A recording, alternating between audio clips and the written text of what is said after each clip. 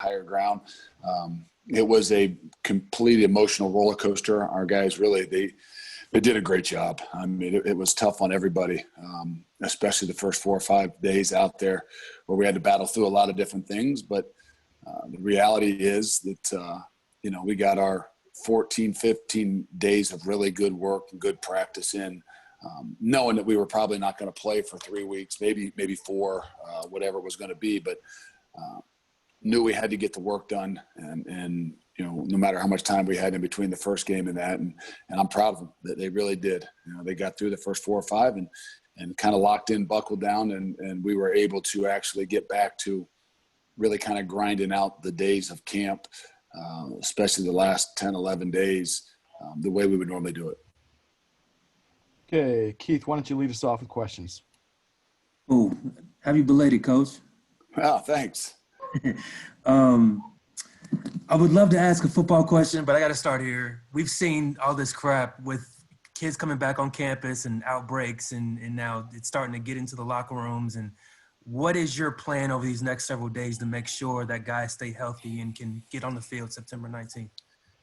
Well, staying healthy is us continuing to monitor them. I don't, the question, the big thing is, like we said when we left camp, I said, we had a challenge out here. Our challenge was to come together as a team. Our challenge was to work together as a team. Our challenge was to continue to grind, to make us better football players and a better team. Normally when you go back to campus, the challenge becomes, okay, refocusing your mind on winning a ball game and getting into the game plan. It's completely different. Our challenge, the next challenge we had, was going back onto campus and doing the things we needed to do to continue to keep ourselves in good standings, meaning limiting our issues of COVID and the spread of COVID. So I'd like to tell you that we obviously spent an enormous amount of time talking about it. It's going to be a challenge. And the biggest thing I try to tell them is it's going to happen. We understand it. We're going to have issues. We're going to have cases. It doesn't mean guys are bad people because they get COVID. I could be the first one to get it. I'm going to have 6 kids that are in school and playing sports, and they're going to live in my home. The key is that we do the things we're supposed to do, whether it's testing, whether it's wearing our mask, whether it's distancing, so that we don't spread it. And we've asked them to have an honesty, so to speak, code. Not that every great family doesn't have an honesty code, but of really being honest with us when issues come up. If you're around somebody, if you went someplace, if all of a sudden things started to get out of control and you were in a bad place, that you got to be honest with us so we can get you out of the norm of what it is we're doing, and whether that means quarantining or not. But our big next step is to find a way that we don't have the bigger breaks and the bigger spreads. But we're going to have cases. We know that some way, somehow. We've done a phenomenal job through the summer and all through camp of every case being a separate case and not seeing any type of spread. And we're going to have to continue to do those things. Coach, the question always coming out of camp is health. And COVID aside, how is the team looking coming out of camp in terms of guys on the field and being able to play? Well, we are as healthy, I think, as we've ever been. Obviously, last year was a uniquely different. We had a lot of really season-ending injuries that happened in camp, and then even following into the first game. Knock on wood, but we came out of camp with maybe an ankle, maybe a wrist, a groin here or there, but nothing severe, nothing that we think is going to cost them games or even a season. So I think we've done a fine job of obviously limiting even the soft tissue thing, but even the bigger issues. So right now, walking in, if we start a practice on Monday, I don't know that there'll be much of anybody even limited. Maybe a guy or two that has some types of limitations, but for the most part, we've got everybody up and rolling. Coach, I realize you haven't had a ton of time to think about it or look into it yet, but the new eligibility rule, does that change the calculus on how much you might play a guy, especially true freshman that you might normally redshirt? No, I think it just opens the door, like where we would have those conversations about, what is this guy? Is this guy a 4-game guy? Is this guy a redshirt guy? Is this guy somebody that can help us, more so at the beginning of the season or at the end of the season? We always, for the last 2 years, have kind of put a lot of work into that. Some guys we worked early, some guys we held and said, hey, this guy at the end of the season could be, a great asset for us. The Arquan Bush kind of thing, where we knew he wasn't ready at 165 pounds early in the season. We said, but, by middle of the season to the end of the season, this kid's got a lot of ability and he could really help us. And it worked that way. He started the last couple of games his freshman year and still got a red shirt. So with what they've got now, I don't think it's going to take a lot of the calculations off of our plate. A lot of the conversations and meetings that we had to have about, when do we use this guy? Do we use this guy? How do we use this guy? I think it just opens it up to say, hey, we're not limited by anything other than, what especially the young guys can handle.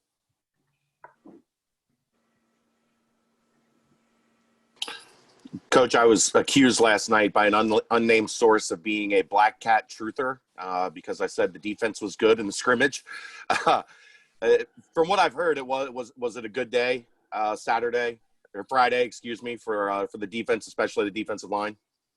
I think so. I think they did a good job. I think, everybody would say, well, the first scrimmage, they didn't do us good. You're right. I think maybe obviously the offense maybe got the best of them in that first scrimmage. The depth coming back for what we got up front and what we had at the end of camp, with Jabari coming back and Elijah Ponder and a lot of those things. I mean, it gives us a lot of depth in the defensive line. You're out there even Friday rolling with the twos, and you got Malik Van and you got some Curtis Brooks, you got Marcus Brown, and you're in theory saying that's with the twos, when in reality, those are guys who are every bit of ones, 1As or 1Bs. So I think they did a really good job. I think, obviously the pressure that they ended up putting on, I think late in the scrimmage, I think, kind of see a little bit of the wear down maybe would be what I would say where they probably got their, maybe won the line of scrimmage battle in practice 15. I'd say they maybe had a few more guys that had only had about 4 or 5 practices. So maybe a little bit more of the wear out benefited the defense and the defensive line in particular. How about the quarterback battle, Coach? Was there any separation over these last 4.5 days? I think, we've got a lot of things to talk about. I think uniquely different in a year like this with all the different things that are going on. You're going to need more than 1, 2, maybe even 3 quarterbacks. Didn't expect that going in. Obviously, we didn't know that this was going to be the situation in 2020. And we really felt like it was going to be a great quarterback battle. And I can tell you that both of them did a phenomenal job. I don't think that if we had any issues this week, if we said, hey, either one of those guys was going to be the starter, I think we'd be in a great position to not just win ball games, but dominate ball games. I think it's going to come down to right now. I think Dez is, still he is his leadership ability and his ability to take command of the offense in everything that we're doing, I think has really grown. And because, yes, he's been focused, because, yes, he's really worked at it, but also because he's been pushed. And where Ben had a really good camp, maybe was a little bit careless with the ball, or maybe had a few more turnovers than Dez did as a whole through the whole camp. Has really a good command of the offense as well. I just think that right now, if you had to start today, the leadership of what Desmond Ridder brings to you in all that we do is really, really good. And I think that's probably what right now is going to be the deciding factor as we roll into the start of the season. But the good news is we still got three weeks or so to kind of even figure out how we want to do this thing and find roles and how we can attack it. And more than anything, just some way, somehow be a really dynamic offense. With the running backs, there seem to be 3 guys who are vying, for the majority of the snaps. Can you describe some of what Dokes, McClellan, and Ford bring and how they're kind of different?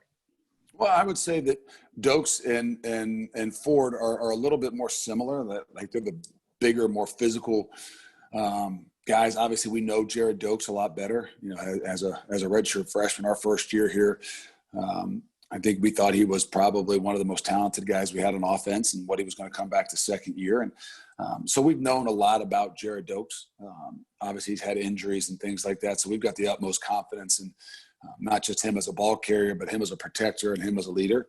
So obviously, that always gives the guy the nod or a little bit more of a leg up. We didn't do a lot of live situations the only live situation scrimmage we did, Jerome Ford really showed up. And I think you're kind of sitting here saying, whoa, I think you got two guys that do what it is that you want to do, big physical backs. We know more about Jared just because he's been here. We don't know as much about Jerome other than, what we've seen and what he's done in a little bit of the live situations, but what also he's done in just the thud situations. And I think we've got two really good backs that can do everything we ask them to do, be physical, be downhill, protect, be receivers out of the backfield. That are very similar. And then I think you had Charles McClellan in there that gives you a little bit of a different dynamic. I would have said early in camp, Chuck didn't have a ton of flash plays. He just, I don't know, he maybe coming back a little bit. He was just, still a little bit, maybe hesitant. I don't know if that's the right word to say. Chuck has gotten a lot better in his receiving with his hands and things like that. And we asked our backs to do a bunch of that. And so maybe he just didn't make as many plays as other guys. But this last scrimmage, all of a sudden you saw some of the flashes of Chuck, taking a cut back about 45, 50 yards and a really, really good play. And, so we know enough about him that we haven't had to, truly tackle. But I think he's going to give us a little bit of a different dynamic as we kind of get him into the fold as well. And, you're going to need all those guys. We thought we were really deep at the tailback position last year. And then, 2 plays later, you're down darn near to one guy as well. So I think we've got some good depth, but I think we've got some guys that can do some different things as well. Coach, a couple of weeks ago when the Big Ten and Pac-12 decided to shut it down, I think the general public kind of thought at this point more dominoes would fall. Here we are a week before September. As a coach, and I'm sure you probably don't have the same reaction as everybody in the general public has, but are you surprised? Here we are, just a few weeks out that you guys are still in line to keep playing? Well, I would not allow myself to even think about the alternative. If they eventually ended up calling us and telling us we were shut down, then I would have addressed it then. But so I'm not surprised, but I was also being somewhat naive. And to say that I'm not worried about it, I'm not thinking about it, I'm not asking about it. I obviously have some communication with some guys in the Pac-12 and guys in the Big Ten. And, I stopped even talking to them because they said it's going to be inevitable. It's just a matter of time. So I stopped talking to them as well. And I think that we still got some stretch to go here to be able to handle and get back to campus and do what we need to do. But I think we're in a really good place. I think that the positive outcry from some of the Big Ten and the Pac-12 have made people realize that football is a risky sport. And there's a lot of things that you got to make decisions on if you're going to play the game of football. And whether it's, some of the things that come up with COVID or it's the health and safety of putting a helmet on and running as full speed into another man, we're willing as individuals to know that there are some risks involved in the things that we're doing. And I think the positive kind of tone from what's come from the Big Ten and hearing about the players that want to play has helped us along the way here to say, look, let's continue to push this thing with the leagues that are in here right now. And as long as we feel like we're in a good place and still can manage, not nobody getting it, but manage the spread of what's going on and keep these guys in great health care, meaning not that they don't get it, but that they're monitored and they're taken care of better than anybody else on any college campus. I don't see how we can't continue to move forward. Is there going to be some interruptions? Is there going to be some pauses? Is there going to be some games? Maybe. But I think for the greater picture of it, I think that we've got a really good plan. I think there's a positive, kind of sentiment out there about making sure these guys have the right to make some of those decisions, and hope we can continue to move forward. How aware are you that you're the only major college football team in Ohio that is still in line to play? It's almost like you're Ohio's college football team this year. I don't think that's what's driving us, but I surely I surely know what's going on, and I know what this could mean, not just for our football program, but for a lot of things that we want to do. That's not the driving force. But nonetheless, it's about these 18 to 22-year-olds and their opportunities and our opportunities as a program and as a team. But I do believe that, us continue to do what we're supposed to do can really help us out sorry about that. It can help us out in where we're going with the whole program. Are you getting some bandwagon fans from back home in Columbus? I've got a few. You know, they'll continue to grow. Let's just say that they're football enthusiasts, and no matter what, they want to see the game played, and that's all right by me. You know, so that's all right by me. We do a darn good job, and we can not just make them bandwagons, but we can keep them as well. With Wiggins back, are you seeing that versatility that he gave you guys, especially 2 years ago, not just in the secondary, but for the entire defense? I am. I mean, he does, and you know the same thing with Wiggins is I'm always on him about is not to get bored. He's back to being who he is and knowing and having the confidence in what he's doing. Now we got to keep him engaged and not keep getting bored being, you know, just really good. You know, we got to try to challenge him to push him to the next level to be great, to give him that chance to, you know, what I believe be, you know, a first couple round pick. And I really do believe he could be that.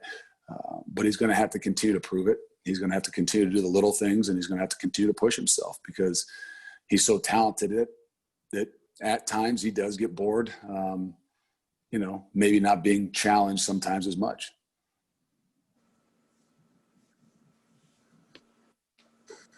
Have you seen that Spielman's the one that's been the most adamant about adopting UC as Ohio's football team this year? He's been all over Twitter with it. I know he's a great guy. He'll jump the bandwagon. Now he's probably one of the only guys that's outside of me and maybe a former player here that spoke to our team. So we kind of got him, you know, one time involved a little bit a few years ago, and you know he always stays in pretty good contact. But now he's being a lot more vocal and public about it. I love it. You know, there's nobody that's a greater advocate for the game of football and what it has done for him as a whole. You know, and I think all things like that are going to be, you know, great opportunities for us as a program. I don't know if our kids actually understand the ramifications and the things that we can do with not just within our community, but within our entire state. You know, but I do. I hope our program understands that. And, you know, no matter what, you know, I tell them all the time, if you're a great leader, you leave a place in a better position than when you got it. And if our seniors can continue to lead this thing in the right way, meaning continue to keep us in a good place where we can continue to play, we know we'll be a good football team, but where they'll leave this program in the grand scheme of things of you know, just the fan base and the attention will be far greater than anything that they've been given. A lot of talk coming into camp was linebacker, replacing Perry, replacing Brian. Through 2.5 weeks of seeing that every day, how are you feeling about the linebacker position?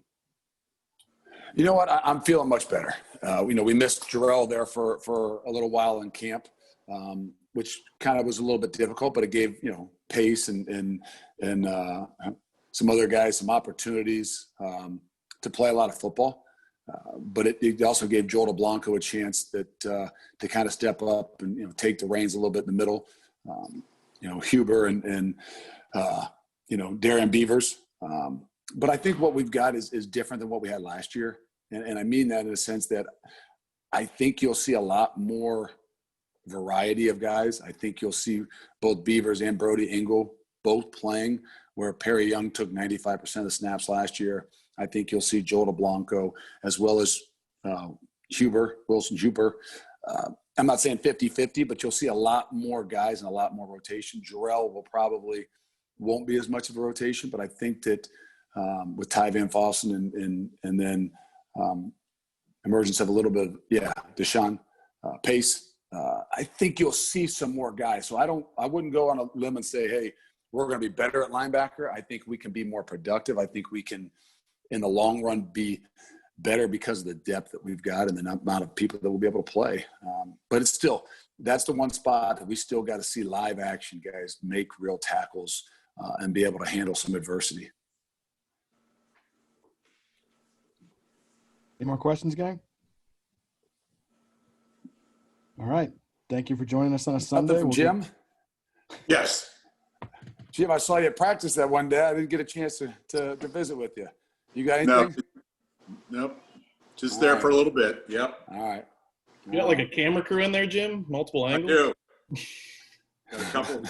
Actually, I don't have audio on my laptop, so I've got my phone and the laptop going. So. All right. All right. Thanks, guys, All for good. joining us All on right. Sunday. We appreciate it. All right. Thanks, Thanks. Coach. Thanks, guys. See you. Bye.